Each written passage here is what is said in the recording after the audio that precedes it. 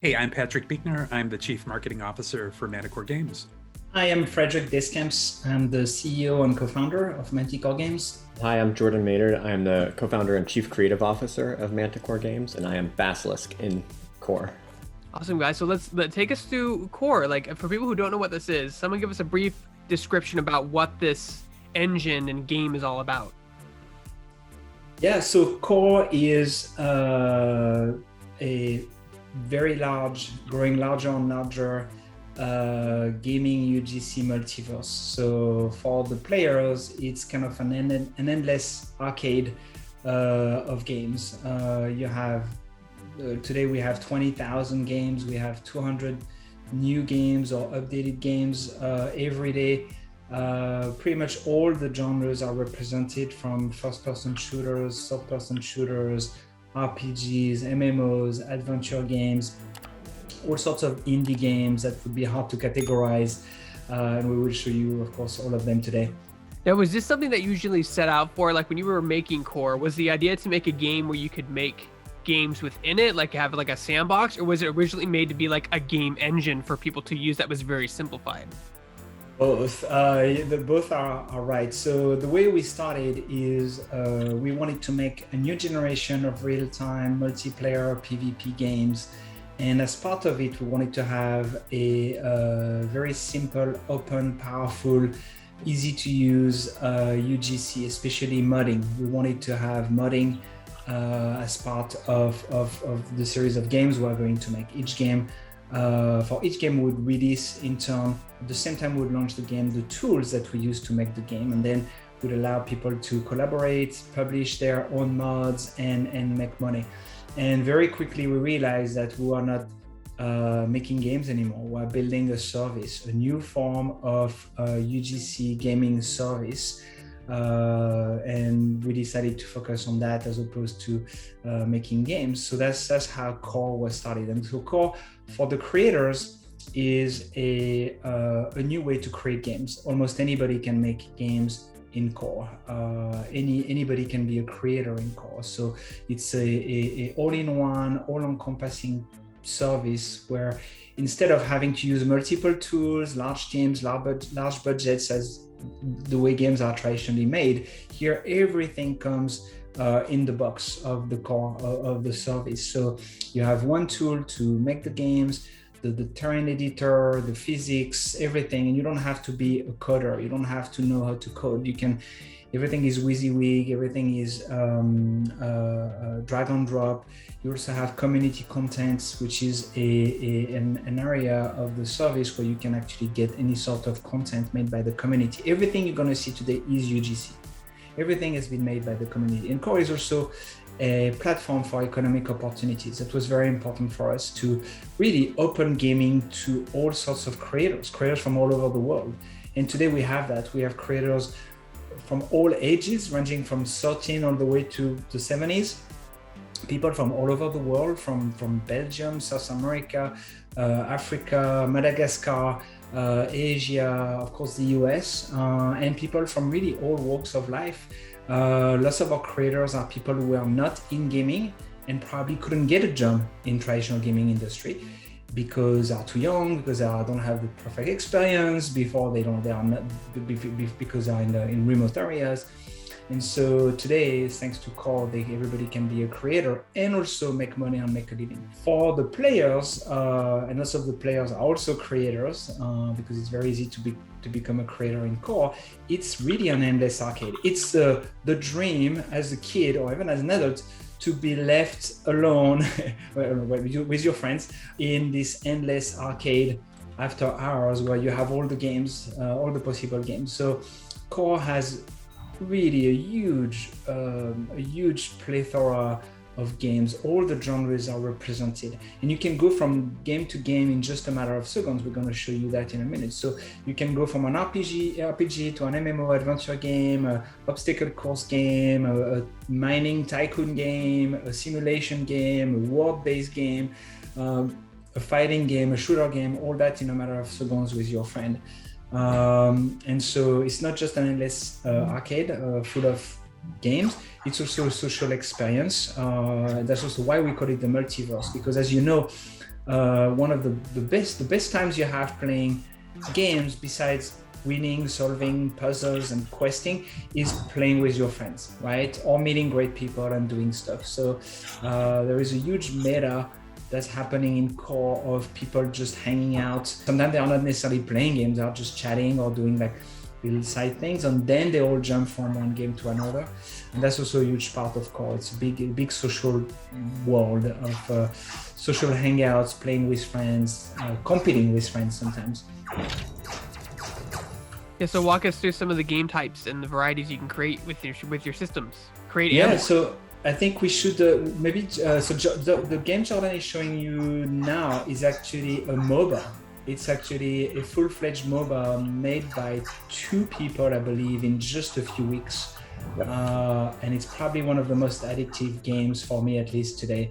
And if you're in core, I think Jeremy or Tom can paste the link to the games that we can all play together. So yeah, this game was made by 2 people.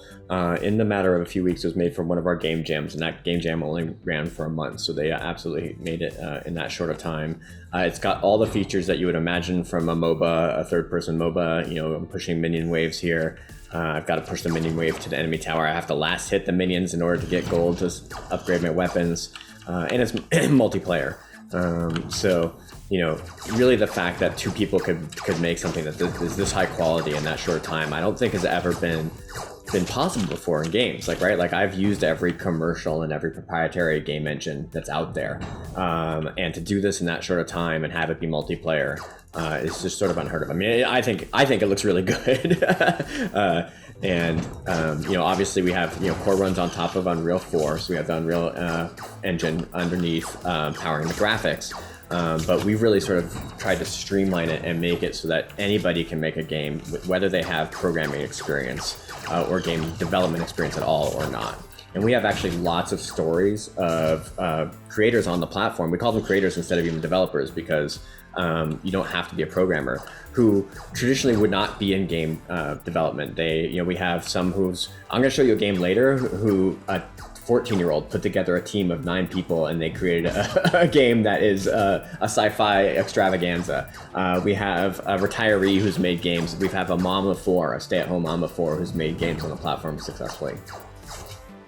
I imagine with like having all of these different people and creators coming in and making their own things, I imagine you learn a lot from your community. Are there some things that you learned about core just from seeing what they've come up with and how they've used the tools? Well, I think yes. Sorry, go ahead, John. I was just gonna say every day. Like, every day, a creator will do something in the platform that I didn't think was possible. And I have to figure out, myself have to figure out, how did they do that in our system? You know, it's really sort of the equivalent of, you know, if you think of something like TikTok, right? Like, if you think of something like TikTok and how they made video editing so easy that people who were not professional editors can put together these videos very quickly with just their phone. I think it's very analogous to that. Yeah, I think there are several things we learn on an ongoing basis. As Jordan said, like the fact that the community comes up with new ways of doing things in core, and also new games. Some are games, some are more like worlds or universes, experiences even. Some are more like social hangouts, and also the way they connect them, because the way we have built the tech, the way we have built the architecture of the service, it's one application. Whether you're a creator or a player, it's the same application. And the games are these very small definition files.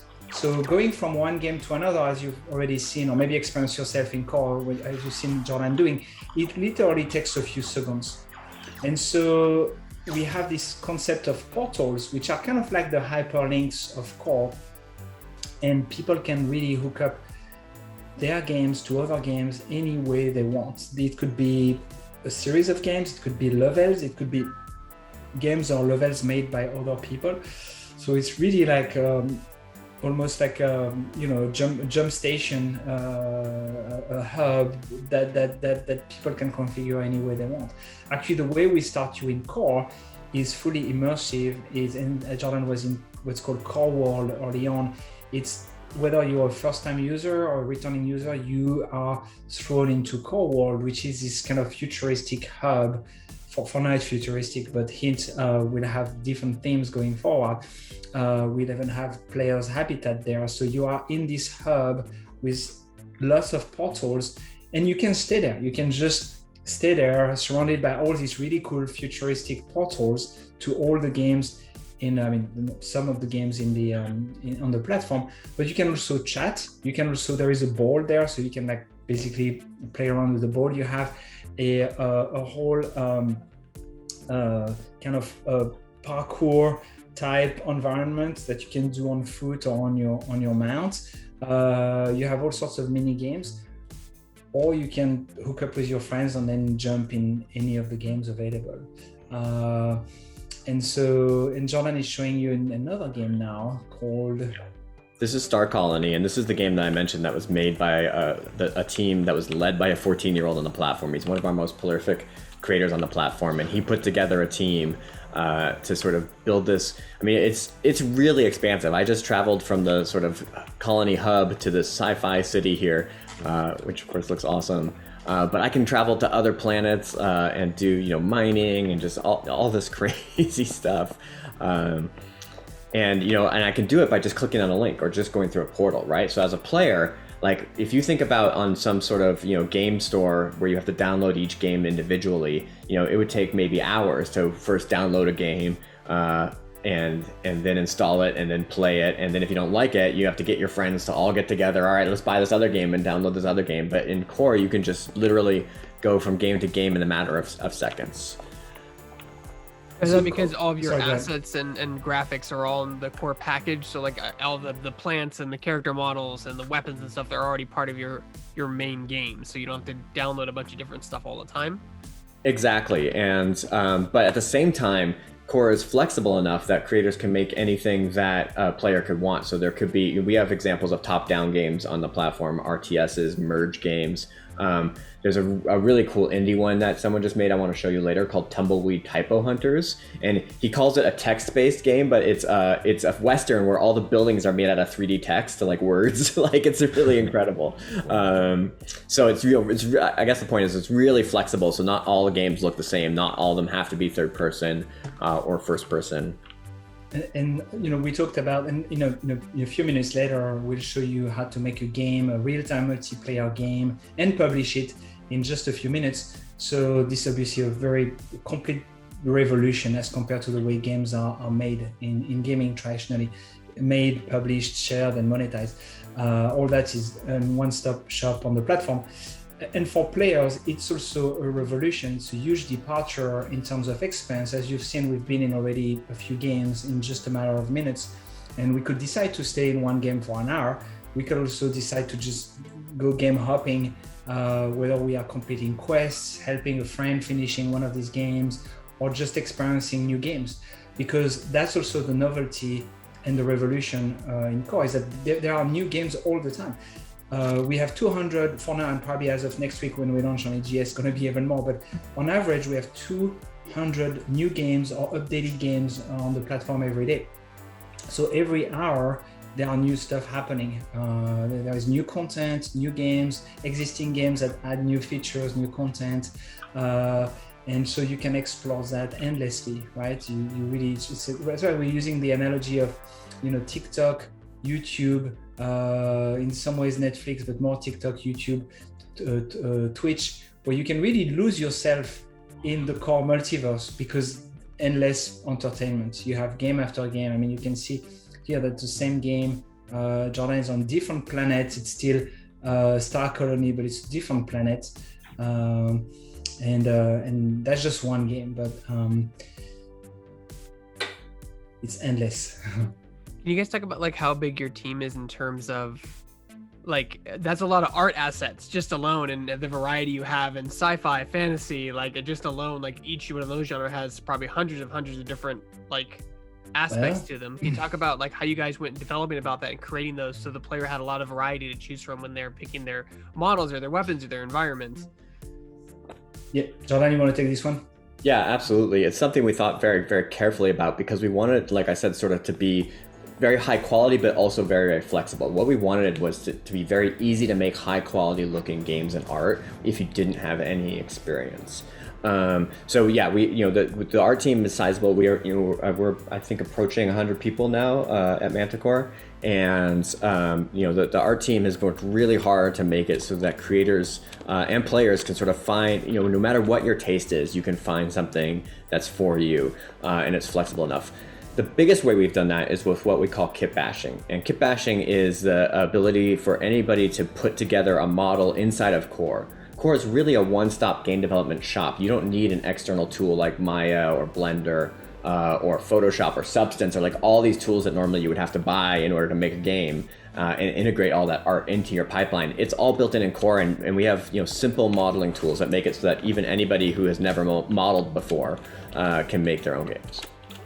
Now, speaking to that, since you are on the Unreal Engine, is it possible to take assets from Unreal and ingest them if you don't have them in the Core infrastructure? That's a great question. Not at this time. We found that it's better actually to have people create everything within Core and share it within Core without having to go out into external, I hate when you're trying to do a mod for a game. It's like, okay, download these 3 different programs in order to do that. So one thing I'll show later when we do the demo of creating a game is what we call community content. And community content is basically like a free asset store where anyone who's made something on the community who's decided to share that can put it up there. And it could be something as simple as a model or a material or a complete game framework. That's a very important aspect of the platform. I think we're seeing the rise of what we call player creators. So it's people who maybe start as players and maybe would never think of themselves as creators, wherever they are, whomever they are, right? And we used to use this kind of random made up anecdotes of maybe there is a 14-year-old girl in Belgium, or maybe there is a 65-year-old retiree in Brazil, and everything in between. And we have all those examples on the platform of people who maybe start as players and then say, well, hold on, wait a minute, if I can make games, even if I can just modify, remix something that's existing on the platform, and in just a few clicks, in a few seconds later, they are in the community content section and they see all these full-fledged games, frameworks, assets that they can just drag and drop. And a few minutes later, or maybe a little longer if they want to spend more time, they have a game that they can publish and share with their friends and their family, and that's how it starts, right? There are lots of analogies here, of course, with Twitch, YouTube, TikTok, maybe also music, right? People who start just recreating their favorite songs or on a ukulele or in synthesizer, playing it to their family, and lo and behold. And here it's the same, and we've seen that time and time again. And community content is a very important part of what we do, because as a creator, you can choose to share or not to share, and soon you can also choose to share and have revenues. You can do a rev share, you can sell assets, games. It's going to be on the platform very soon, and that allows, of course, then in turn, a huge variety of games, lots of innovation, lots of inventiveness, lots of ingenuity in creating new games, recombining, remixing games, and therefore for the players it means it's amazing, because you get this constant stream of new content, new entertainment that you can enjoy and consume with your friends. Is this the text-based Western game we're looking at here in stream?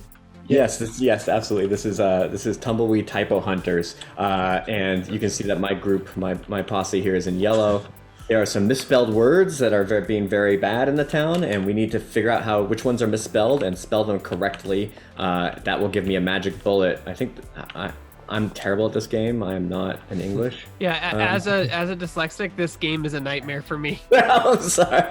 Yes, and you can, but just the art style. I don't know how this creator even came up with this idea to make all these buildings out of the words. It's just so, and the fact that he's able to do it within the course of a few probably days, and make it multiplayer is something that's really unique and cool about Core.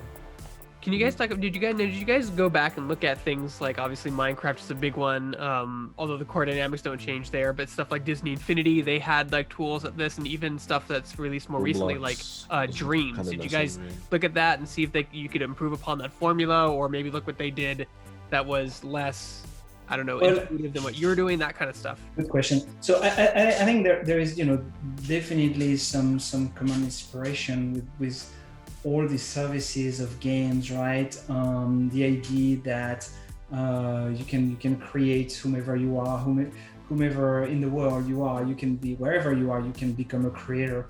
I think the biggest differences between us and lots of these services is the fact that everything has been built from the ground up.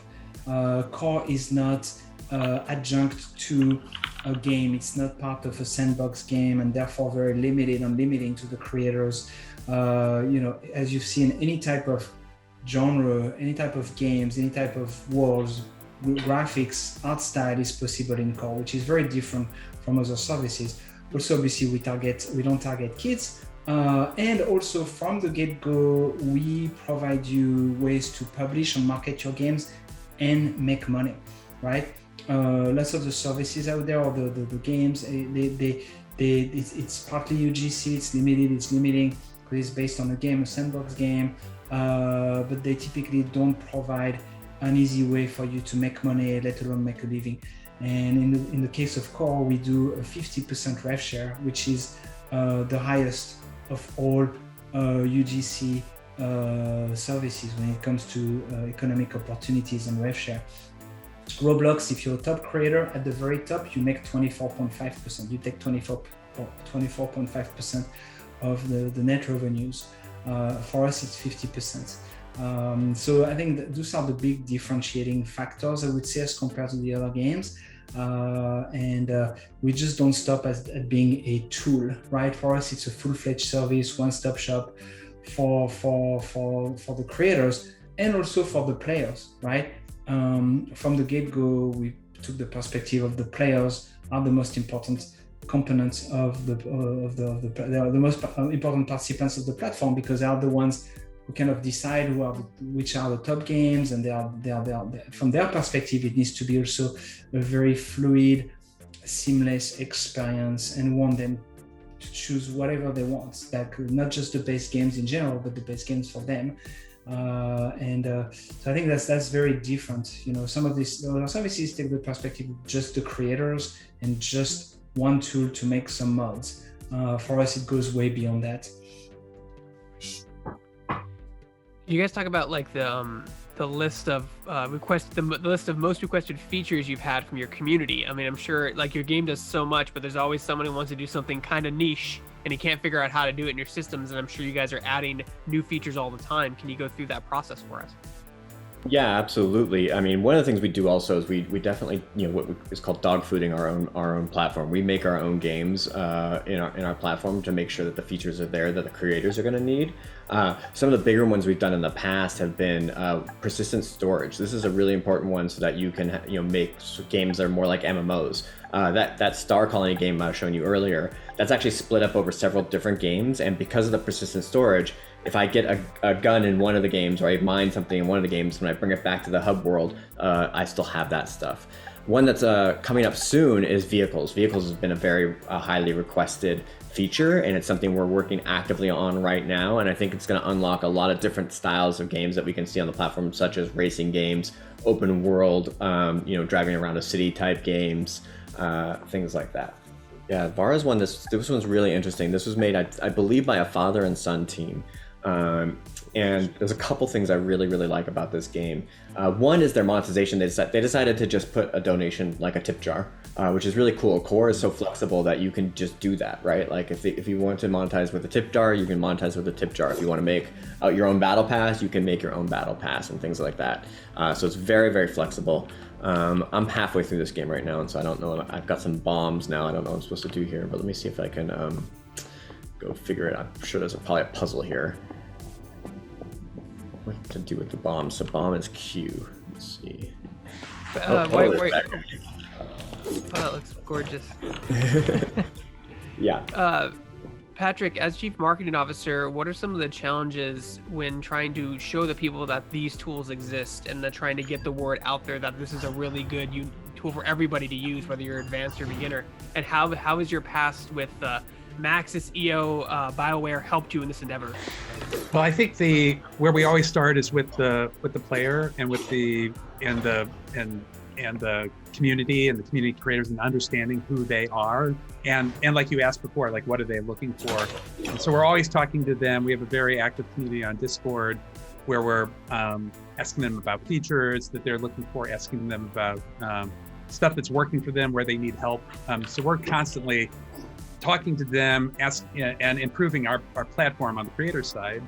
On the player side, really we've been in alpha for almost a year now, and so we're kind of behind closed doors in a way, and we're relying a lot on just word of mouth, people telling each other about Core, inviting their friends in. But what we've seen be really interesting is a lot of influencers, specifically like the streamers, variety streamers in particular, who picked up Core and like Core because they can play a bunch of different games with their community right away, and there's no barrier to entry. So they can say to their community, hey, I'm jumping into Roll'em, or I'm jumping into Tumbleweed Typo, or whatever it is, and they can invite their with just by sharing a URL, they can get their community in instantly, and you can see them playing all sorts of different games. The streamers and YouTube content creators tend to lean to the weirder stuff and the wackier stuff. I don't want to say weird; it's just kind of crazy stuff. Just out there. It's just out there. Just out there, right? Exactly. Yeah. There's like drunk walking simulator tends to be popular.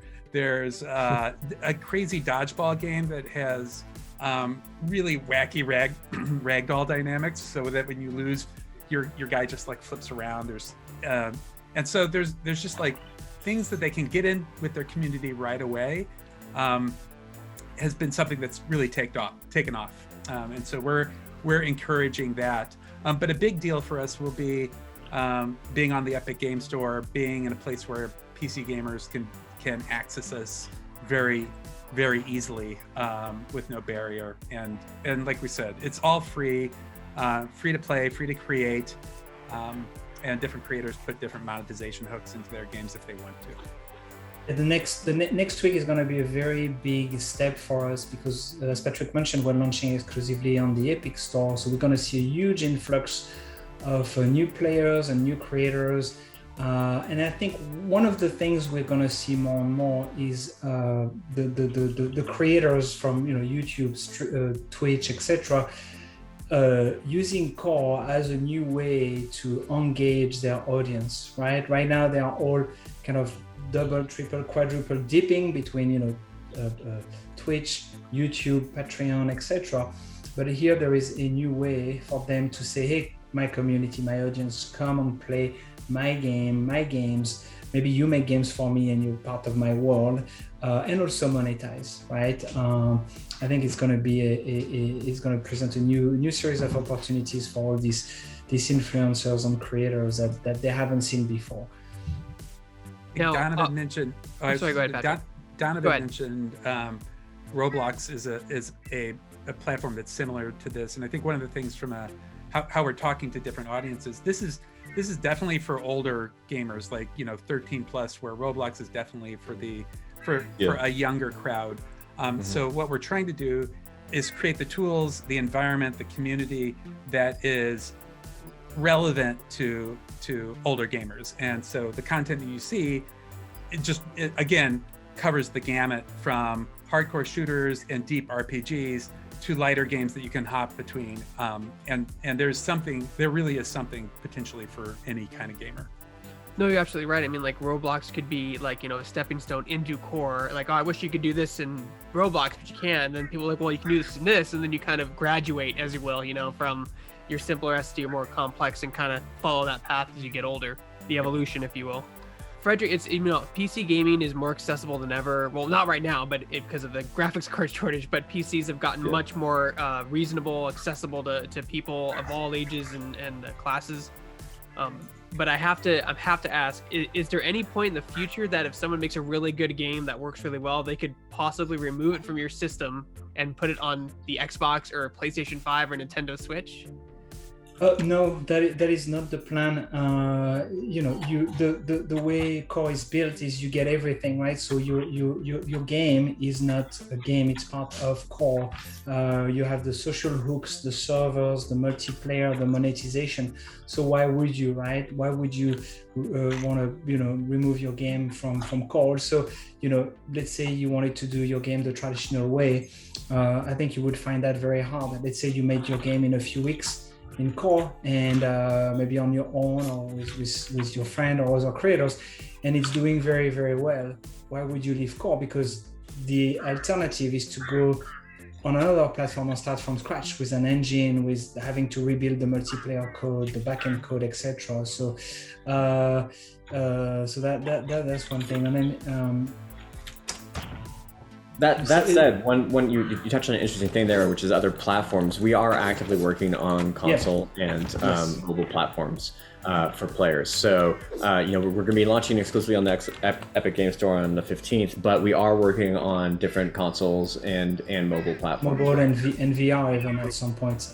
It would be extremely easy for us to be on VR, and I actually believe that though VR from a consumer demand perspective is growing slowly but surely, it's still small, but Core would be a killer app for VR, not just for the creators but for the players.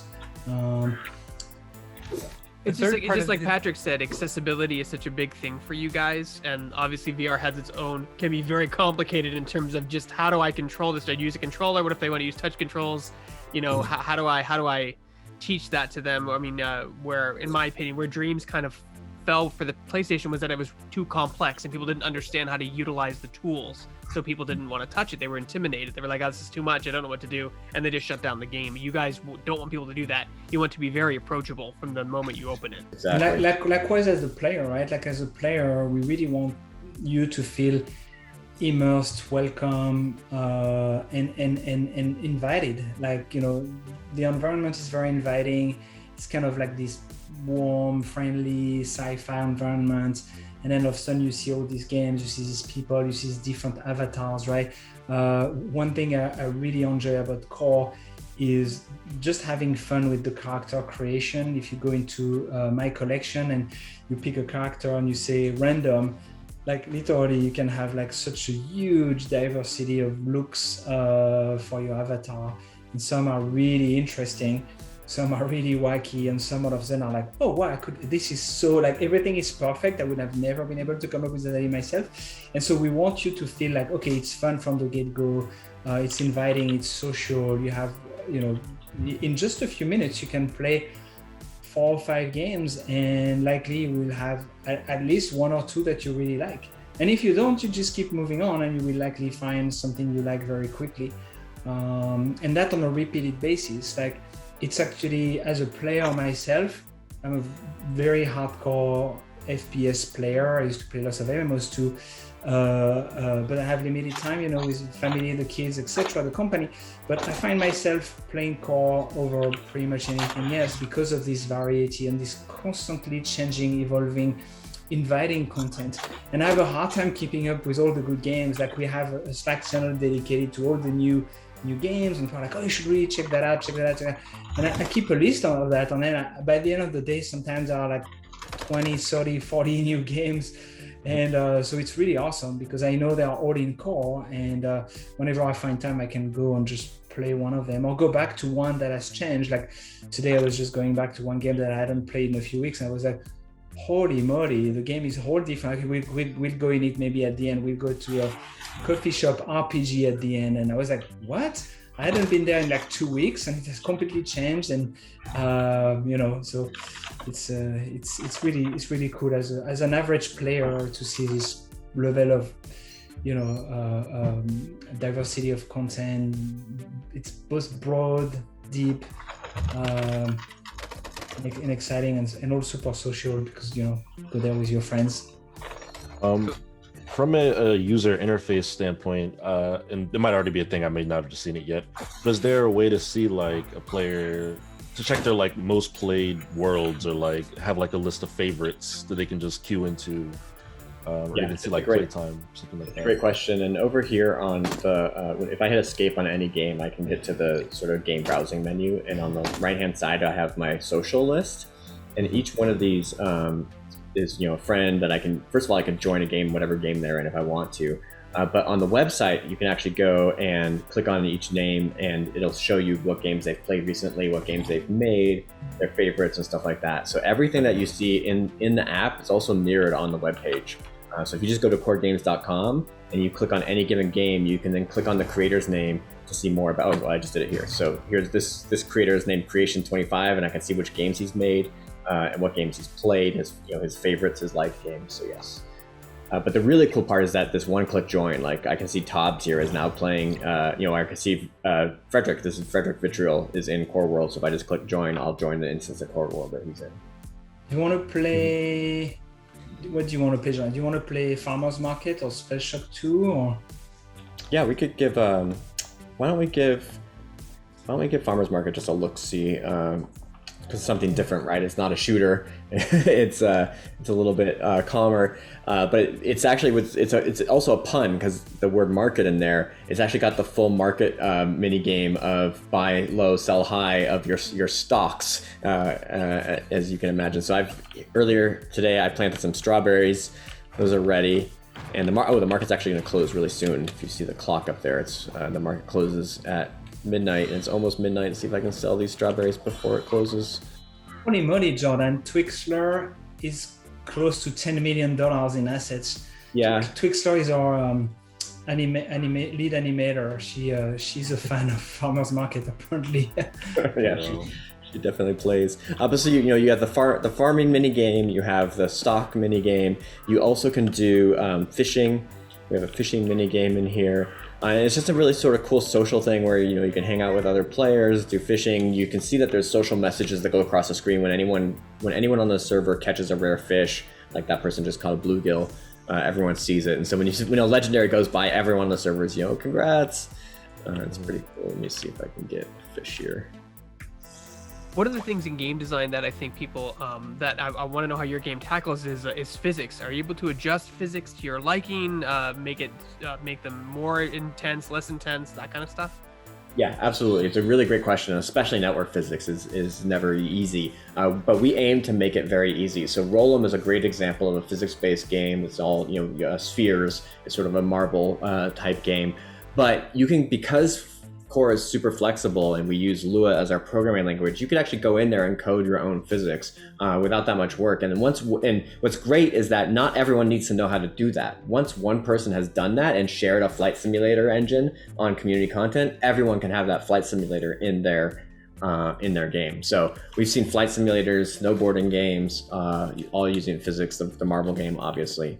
You guys talk about the possible, Frederick or Patrick, you guys talk about the possible educational implements to this. Have you guys explored that, gone to colleges or schools? Because, coding and art, they go hand in hand with game design, but I feel like you have to know that to get to the design point, because you can write stuff on paper all you want, but is it fun to play? Well, I don't know. I got to make the assets and code the assets in and do the physics, and then I can start playing the game and see if it's fun. Yours is like, you said, like one day you can build a test build to see if this design is fun, just from a design standpoint in game design.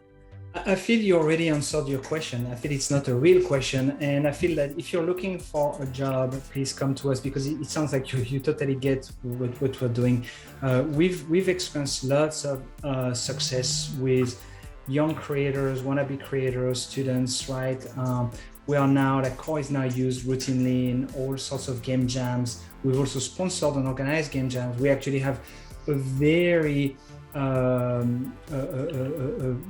very high level of activity in terms of contests and game jams that we organize ourselves, but we've been taking market shares away from Unity, all because Unity was 80% of the engine choose for game jams, and now Core is taking more and more of those market shares because it's so much easier.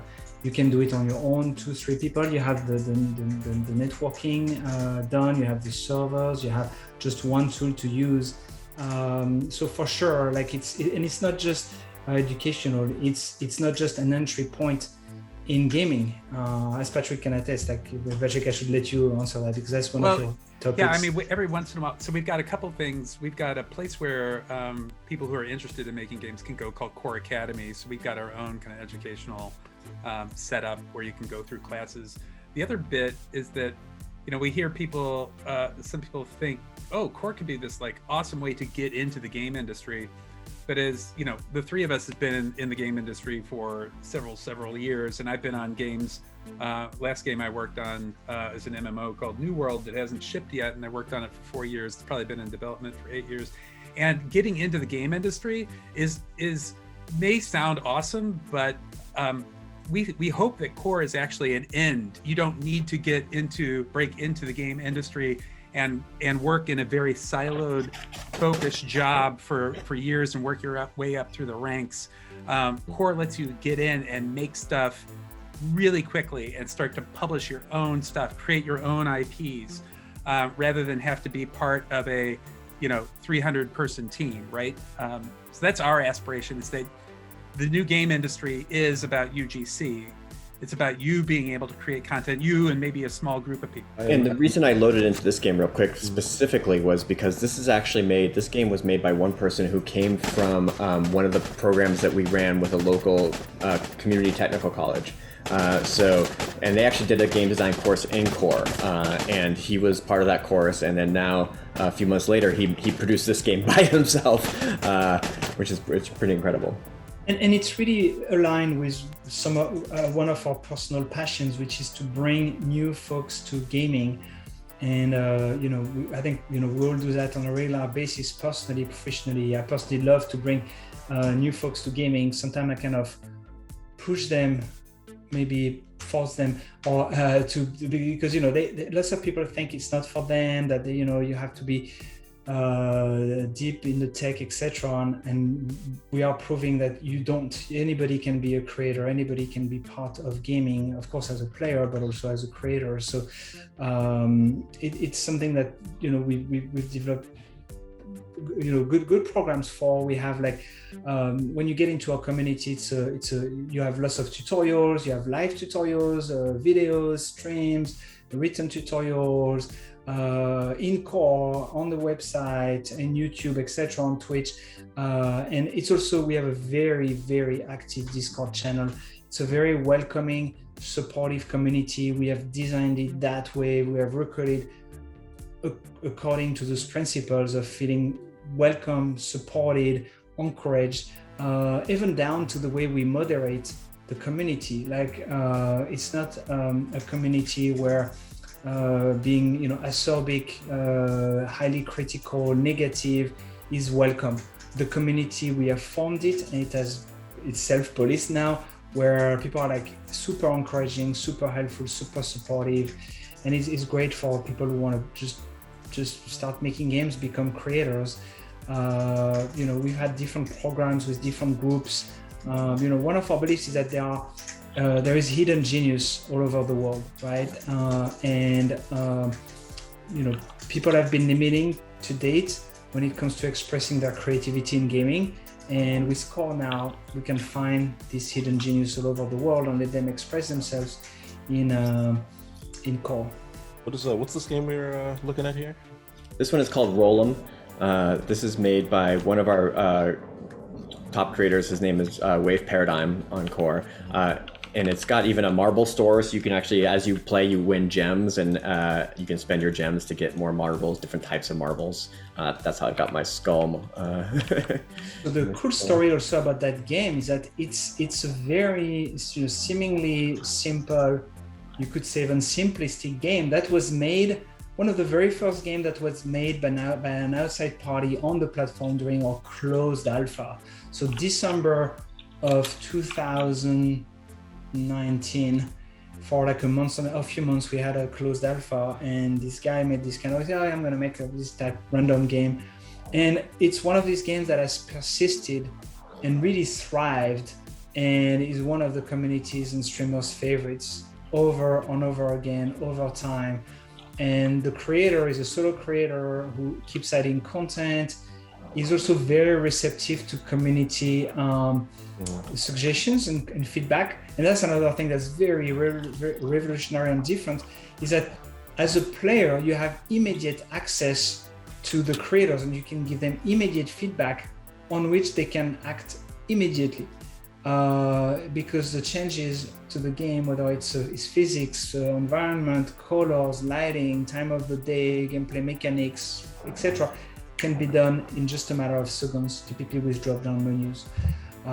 So you can therefore have this very potent, fertile, immediate exchange, ongoing exchange with your community. You don't have to do whatever they ask you to do, but all the way to saying, you know what, here is a new version of the game, let's play it for an hour and let's see if you like it.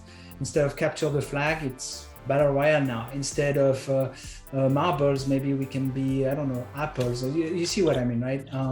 And that has been really refreshing to see over time. But that game was one of the very first games, and it's still one of the top games because it's so fun. And there is new stuff all the time. Like I hadn't played it in a few days, and I'm already seeing new stuff that the creator added. Mm-hmm. So it's so funny going back and looking at other games that are very similar to the same kind of creative vision that you guys have is Project Spark. I mean, I was right in the middle of that game that came out there, where it was an Xbox One launch, like one of the launch titles. It was huge, and then they just shut it down. Why do games like Project Spark fail where your game is clearly succeeding? Is it community? Is that the core concept, you think? It's okay. So it's actually very simple. Core is free to create, free to play.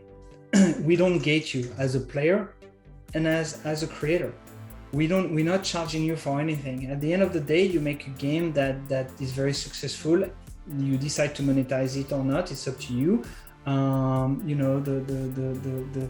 The way we make money is by having the players spend on the games that the creators make, and the creators have complete freedom to monetize the way they want or not.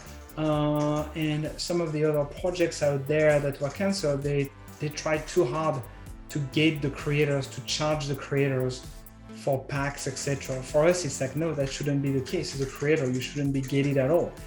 The platform core is all about self-expression, creativity, bring a new wave of creativity, a new wave of creators, a new generation of creators to gaming. So we're not going to gate you, charge you as a creator. Ultimately, we do a rev share, and then you take 50%, we take 50%. But and likewise with players, it's free to play. The platform is free to play. You can spend hours on all these free games. And I think that's a huge difference. Also, I think the flexibility, the ease of use of the tool, the fact that we have integrated from the get-go, not just this one-stop, all-encompassing tool, creation tool, it's also the publishing, the marketing, the monetization, all that comes as part of the package. And you have the community content, right? So some of that I think was either missing or not implemented properly. So, sorry, I'm playing a little bit of prop hunt game here, and I was a toilet, and they definitely flushed me out. Hey, that one looks fun. The Patrick and Frederick, free to play is still relatively it's starting to pick up speed. Do you think it's here to stay? Is the future of most gaming, you think, on PC and console? Do you think eventually, it doesn't have to be next year, but next 10 years, 20 years, every game will be free to play with microtransactions or rev share or something like that? I only ask because you guys have a lot of experience in business and in free to play games and mobile games and stuff like that, and obviously it's a trend. More and more games are going free to play. So I mean, I think let's go back to first principles. What is great about free to play? Free to play, it means free to, in the best cases, free to play, it means free to access. It means that you're not gated. So it's supposed to be the best. And it is the best for the players and the creators, right? Because the top of the funnel, the entry is very, very broad. And then as a player, you can choose to spend or not to spend and what to spend. And likewise with creators, right? What we've created is something called Perks. Perks is our basically monetization toolbox. And as a creator, you can basically implement any form of monetization, or none, by the way, but any form of monetization available in the world today, whether it's a tip jar, donation button, a membership, VIP club, a VIP membership, a subscription, a consumables, Battle cosmetics, battle pass if you want, all that you can do in core. And therefore, I think we're going to see lots of innovation there. I think ultimately it's up to the players. The players are the ones who decide what is fun, what is entertaining, what is successful, and also how they spend their money and how much. And I think for the creators, it's about creating value. It's about, when you think about creating your game, it's of course creating value for the players as a form of entertainment. You want people to come back to your game, tell your friends, tell their friends about your game. And ultimately, if you're creating a value, even in the way you monetize, people will participate, right? We all have examples of games that we love so much. I'm still a dual subscriber to World of Warcraft.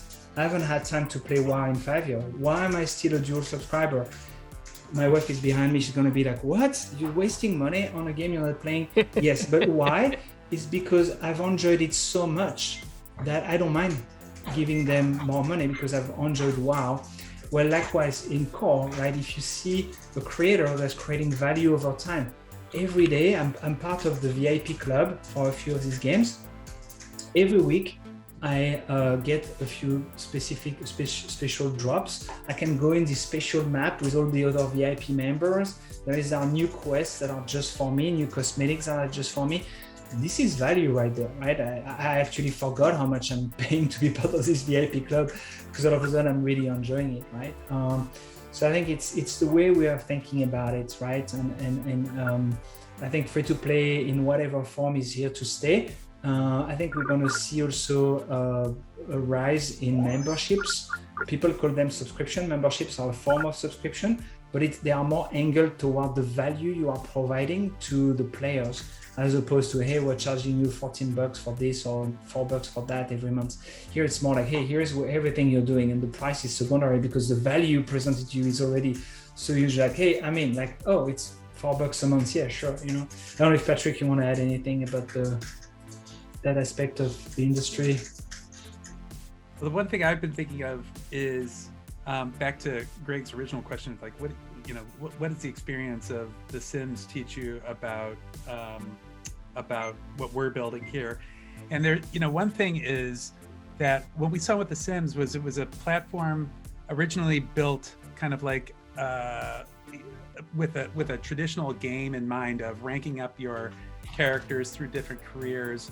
But very quickly what we saw, and really targeting it at core gamers, what we saw there was that the creative aspect of The Sims really broadened the interest well beyond just the kind of core gamer. And here we've got, again, the same kind of ease of access creativity tools that probably a small portion of the actual users will use, but it opens up, the creativity opens up games to a wide spectrum of players, gamers of all types, gamers who love all different genres.